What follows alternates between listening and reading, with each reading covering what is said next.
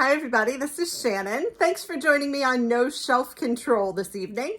I'm coming to you with the May list of Book of the Month box books. As you know, I've recently been talking about the Aardvark Book Club, but I also subscribe to the Book of the Month Club books and wanted to tell you what is available in their box this month.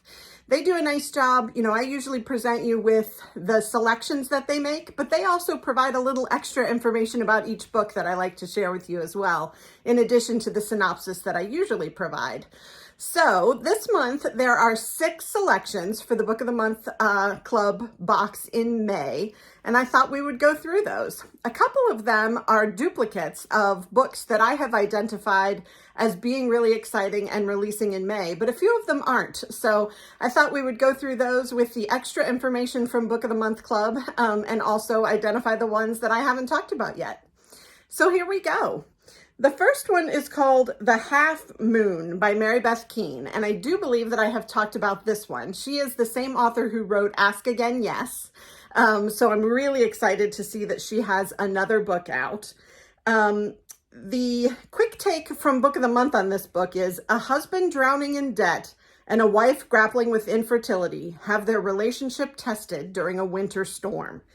And they say that it is an emotional book, a love triangle. It focuses on marriage issues, and it is suburban drama. So it is being published May the 2nd, or has been published May the 2nd. It's 304 pages, and it's published by Scribner. And here is the synopsis. From the best-selling author of Ask Again, Yes, a masterful novel about a couple in a small town who must navigate the complexities of marriage, family, and longing. Malcolm Gephardt, handsome and gregarious, longtime bartender at the Half Moon, has always dreamed of owning a bar. When his boss finally retires, Malcolm stretches to buy the place. He sees unquantifiable magic and potential in the Half Moon and hopes to transform it into a bigger success, but struggles to stay afloat. His smart and confident wife, Jess, has devoted herself to a law career. After years of trying for a baby, she's facing the idea that motherhood just might not be in the cards for her. Like Malcolm, she feels her youth beginning to slip away and wonders how to reshape her future. Award-winning author Mary Beth Keane's new novel takes place over the course of 1 week when Malcolm learns shocking news about Jess, a patron of the bar goes missing, and a blizzard hits the town of Gillam, trapping everyone in place. With a deft eye and generous spirit, Keane explores the disappointments and unexpected consolations of midlife, the many forms forgiveness can take, the complicated intimacy of small-town living, and what it means to be a family. So I really like Mary Beth Keane. I know that she's going to do an incredible job with this book. I also like that it's compacted into a week time frame, that everybody's sort of stuck. I think these environments where you get the plot revolving around people not being able to get away from one another always makes it more intense. When you have mysteries where everybody's stuck on a train or they're all stuck in an old house or there's a blizzard. Well, there's a blizzard in this one as well. And I think it will amplify the dynamics between the characters. Also interested in the topic of infertility and how emotional and painful that can be. If that's a trigger for you, you may want to skip this one. I can't say for sure how it turns out, and I would not want anybody to risk their emotional well-being to read this book. But I am really excited about this one. Also interested that he owns a bar, buys a bar. And I love the idea that Mary Beth Keane is exploring midlife. I like it when books have people that are closer to my age in them. It's something that I can relate to. Now, I can always relate to younger people, and I think I can relate to older people. But when you get in that sweet spot of midlife, then, those are the folks that I really relate to. So let's see, what's next? The next one is The Collected Regrets of Clover by Mickey Brammer. And the quick take from Book of the Month says, prepare to shed a couple of tears for this moving, inspirational story about a death doula learning not to fear living. Now that's interesting. We just recently talked about a book about an abortion doula. I think it's called You or Someone You Know. And now we're talking about a death doula. I didn't even know these things existed. I think they are brilliant ideas. As I said in my previous video, I had a birth doula and it was amazing. But I never even considered the idea of an abortion doula or a death doula. So that is the quick take from Book of the Month. The good to know things that they mention is that this is a romance. It's inspirational. It focuses on a road trip, and it's in New York City, which of course I love, as do a lot of other people. This one is being published May the 9th by St. Martin's Press, and it's 320 pages. So The Collected Regrets of Clover. Mickey Brammer's The Collected Regrets of Clover is a big-hearted and life-affirming debut about a death doula who, in caring for others at the end of their life, has forgotten how to live their own. For readers of the Midnight Library, what's the point of giving someone a beautiful death if you can't give yourself a beautiful life? From the day she watched her kindergarten teacher drop dead during a dramatic telling of Peter Rabbit, Clover Brooks has felt a stronger connection with the dying than she has with the living. After the beloved grandfather who raised her dies alone while she is traveling, Clover becomes a death doula in New York City, dedicating her life to ushering people peacefully through their end-of-life process. Clover spends so much time with the dying that she has no life of her own, until the final wishes of a feisty old woman send Clover on a trip across the country to uncover a forgotten love story, and perhaps her own happy ending. As she finds herself struggling to navigate the uncharted roads of romance and friendship, Clover is forced to examine what she really wants and whether she'll have the courage to go after it. Probing, clever, and hopeful, The Collected Regrets of Clover turns the normally taboo subject of death into a reason to celebrate life. So we have this concept of a doula, a death doula, that, we're visiting this concept of doulaism over and over again here, but also the idea of death. And we recently talked about the book Smoke Gets in Your Eyes, about the woman who worked in a funeral home and did preparation of bodies for burial. So I think that's fascinating, that this is fiction and sort of explores it from the idea, or from the perspective that this woman is so focused on the end of life experience of these people that she works with, that she's, foregone a life of her own, is very interesting to me. And then anything that takes you on a road trip, any kind of road trip story, I'm in for. So the fact that one of her dying clients sends her on a road trip to pursue a love story, I definitely want to read about that. So that is The Collected Regrets of Clover by Mickey Brammer. And that is the second book on the Book of the Month Club box selections. The third choice is Abby Jimenez, Yours Truly. And this is a romance selection. If you know anything about Abby Jimenez, you knew it was a romance selection. The quick take on this one is two doctors unlucky in love realize romance may still be in the cards, literally, when they start writing to each other.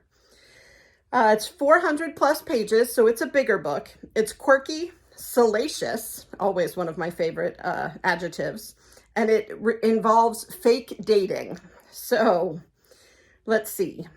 Abby Jimenez is the New York Times bestselling author of Part of Your World, which I have not read, and Ali Hazelwood from The Love Hypothesis, which I loved, says, Abby Jimenez's words sprinkle humor and warmth all over my life. This one came out in April, so April 11th, 2023. It's published by Forever, and it's 416 pages. And here's the synopsis for Yours Truly. A novel of terrible first impressions, hilarious second chances, and the joy in finding your perfect match. Dr. Brianna Ortiz's life is seriously flatlining. Her divorce is just about finalized. Her brother's running out of time to find a kidney donor. And that promotion she wants? Oh, that's probably going to the new man doctor, who's already registering 80-7 on Brianna's pain-in-my-ass scale. But just when all systems are set to hate, Dr. Jacob Maddox completely flips the game by sending Brianna a letter. And it's a really good letter, like the kind that proves that Jacob isn't actually Satan. Worse, he might be this fantastically funny and subversively likable guy who's terrible at first impressions. Because suddenly he and Bree are exchanging letters, sharing lunch dates in her sob closet, and discussing the merits of freakishly tiny horses. But when Jacob decides to give Brianna the best gift imaginable, a kidney for her brother, She wonders just how she can resist this quietly sexy new doctor, especially when he calls in a favor she can't refuse. So I love the idea that there may be letters in this book. It doesn't say it's an epistolary novel, but perhaps we get to see the cards that are actually being written from one to the other. I would love that. I also like the idea that this one seems sort of wide open. She's looking for a kidney for her brother, and this new love interest is going to donate it. Wow. Okay. So I think that'll be an interesting turn, and we'll wait to see what's going to happen there. It also hints that he calls in a favor, and I'm not sure what that favor is going to be. So this is sort of classic romance novel, but it seems to have a few twists that might be very interesting. So that is Yours Truly by Abby Jimenez. The next one is also on my list, and it is called Did You Hear About Kitty Karr? And it's by Crystal Smith Paul. The quick take on this one is one woman's decision to pass as white reverberates through generations in this riveting exploration of race and fame. And it's 400 plus pages, so another big one. Deals with social issues, it's movie-ish, and it's glamorous. So this one was published May 2nd, 2023 by Henry Holt and Company, and it's 416 pages. Here's the synopsis. A multi-generational saga that traverses the glamour of old Hollywood and the seductive draw of modern-day showbiz. When Kitty Karr Tate, a white icon of the silver screen, dies and bequeaths her multi-million-dollar estate to the St. John sisters, 3 young, wealthy Black women, it prompts questions, lots of questions. A celebrity in her own right, Elise St. John would rather focus on sorting out Kitty's affairs than deal with the press. But what she discovers in one of Kitty's journals rocks her world harder than any other brewing scandal could. And between a cheating fiancé and the fallout from a controversial social media post, there are plenty. The truth behind Kitty's ascent to stardom from her beginnings in the segregated South threatens to expose a web of unexpected family ties, debts owed, and debatable crimes that could, with one pull, unravel the all-American fabric of the St. John sisters and those closest to them. As Elise digs deeper into Kitty's past, she must also turn the lens upon herself, confronting the gifts and burdens of her own choices and the power that the secrets of the dead hold over the living. Did You Hear About Kitty Karr is a sprawling page-turner set against the backdrop of the Hollywood machine, an insightful and nuanced look at the inheritances of family, race, and gender, and the choices some women make to break free of them. So this is generational, kind of fun in that way, also set in both Hollywood and the segregated South. So 2 very distinct sets that I'm very interested in and love that sort of dichotomy. Very interested to hear from the Book of the Month Club folks that Kitty Karr Tate is passing as white. I read both Passing and The Vanishing Half and really enjoyed what I learned about race and ethnicity and how folks choose sometimes to pass as different races and what the implications of those things are. So really interested to get into that here. And also just love the Hollywood glam kind of aspect of the whole thing. The cover is absolutely beautiful. This woman is gorgeous. And you can tell, she's sort of been made so that she is race agnostic. You can't tell from this picture what her race necessarily is. And I love that they've done that here on the cover. I love the pearls, and I absolutely have lipstick envy. So that is Did You Hear About Kitty Karr by Crystal Smith Paul. So the 5th book on the Book of the Month Club list is called The Last Word by Taylor Adams. And the quick take on this one is while house-sitting, Emma Carpenter starts encountering eerie things after posting a negative review of a horror novel. The Good to Know from Book of the Month says it's a fast read, it's creepy, it's rugged, and it's about a writer's life. So let's see. This one is from Taylor Adams, the author of Hairpin Bridge and No Exit, neither of which I have read. Came out April 25th, 2023. It's by William Morrow, and it's 340 pages. And here's the synopsis. Now, I did read the word horror, but it said she gave a book review of a horror novel. It didn't say this was a horror novel, so we shall see if this can even come across my path. After posting a negative book review, a woman living in a remote location begins to wonder if the author is a little touchy or very, very dangerous in this pulse-pounding novel of psychological suspense and terror from the critically acclaimed author of No Exit and Hairpin Bridge. Emma Carpenter lives in isolation with her golden retriever Laika, house-sitting an old beachfront home on the rainy Washington coast. Her only human contact is her enigmatic old neighbor Deke, and via text, the house's owner, Jules. One day, she reads a poorly written but gruesome horror novel by the author H.G. Cain and posts a 1-star review that drags her into an online argument with none other than the author himself. Soon after, disturbing incidents start to occur at night. To Emma, this just can't be a coincidence. It was strange enough for this author to bicker with her online about one lousy review. Could he be stalking her too? As Emma digs into Cain's life and work, she learns he has published 16 other novels, all similarly sadistic tales of stalking and murder. But who is he? How did he find her? And what else is he capable of? So I don't know if this one's going to be too much for me or not. It depends on the level of gruesome. I can handle a pulse-pounding novel of psychological suspense, but then they add the word "and terror." I don't know about terror, but this does sound really good. I think it's ironic that the horror novel author's name is H.G. Cain. I think that's a little nod to H.G. Wells, perhaps, who writes sci-fi, of course.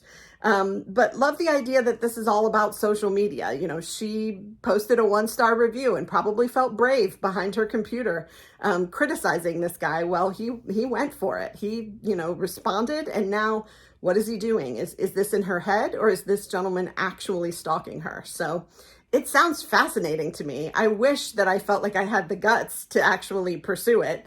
I would love it if any of you read it and let me know what you thought of it and whether or not, where you thought it was on the scale of Shannon can handle it to Shannon can't handle it gruesome. Let's look at the next one. So the last one on the Book of the Month Club list is Paper Names, which I have talked about recently, and it's by Susie Luo. The quick take from Book of the Month is Singed by New York's Melting Pot. An immigrant family continues to fight movingly for a piece of the American dream. It's told from multiple viewpoints. It's a family drama. It has a non-linear timeline, and it's about immigration. Now, those are all 4 things that I love. So I hope, it doesn't strike me as unusual that I would have picked it for my list as well. So Paper Names by Susie Luo, a magnificent debut, is the quote from J. Ryan Stradle, which we talked about the other day, Kitchens of the Great Midwest. This came out May 2nd, 2023 by Hanover Square Press, and it's 288 pages. So let's read the synopsis. An unexpected act of violence brings together a Chinese-American family and a wealthy white lawyer in this propulsive and sweeping story of family, identity, and the American experience. For fans of Jean Kwok, Mary Beth Keane, and Naima Coaster. Set in New York and China over 3 decades, Paper Names explores what it means to be American from three different perspectives. There's Tony, a Chinese-born engineer turned Manhattan doorman, who immigrated to the United States to give his family a better life. His daughter Tammy, who we meet at age 9 and follow through adulthood, grapples with the expectations of a first-generation American and her own personal desires. Finally, there's Oliver, a handsome white lawyer with a dark family secret who lives in the building where Tony works. A violent attack causes their lives to intertwine in ways that will change them forever. Taut, panoramic, and powerful, debut novelist Susie Luo's Paper Names is an unforgettable story about the long shadows of our parents, the ripple effect of our decisions, and the ways in which our love transcends difference. So we've got the 2 continents. We've got China and New York.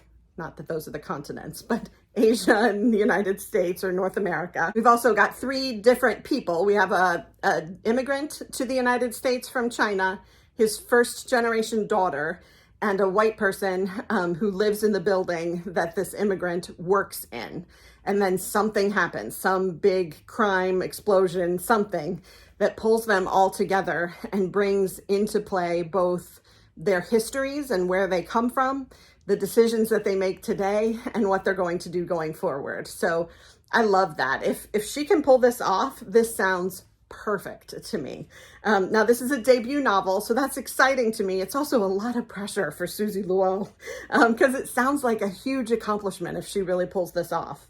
But the book is called Paper Names by Susie Luo, and it is the 6th choice in the Book of the Month Club box. So those are the 6 books you can choose from this month if you decide to get a Book of the Month Club box. It is $16.99 a month. I do have a code in the description that you can use my link to get the box. If you want, you can pick one book this month, or you can skip if there's nothing you're interested in. You can also cancel anytime. You can also add on 2 books each month for $9.99 each, which is a deal. They're really great hardback books. You can't get a hardback book for $16.99, let alone $9.99 each. So I always think this is a great deal. I almost always end up with 3 books in my box. I can never decide and narrow it down to 1. And there are still books like left from previous months sitting in my queue that I just can't find enough room to add to the box because I always love something in the upcoming month. So I think Book of the Month is a great opportunity and a great value. Please check out my link and check out the Book of the Month Club box. If you enjoyed this video and enjoy hearing about these books every month, please click like and subscribe. I like to know what it is you enjoy so that I can keep doing that. I do also have a link to a wish list at the bottom of my video descriptions. Bookclub.org will send me any book that you choose off of my wish list and buy for me. And I get to read it, give it a review on the channel, and give you a big shout out. So I love doing that. If it's something you're inclined to do, I would be super grateful for the opportunity. So I hope you will continue to come back. I have lots more single book reviews, lots more lists of books that are coming out over the next weeks that I'm super excited about, a couple of bookstore tours, and a few more little surprises up my sleeve. So I can't wait to see you again, and I hope you will keep coming back and talking all things bookish with me. We'll see you soon. Bye.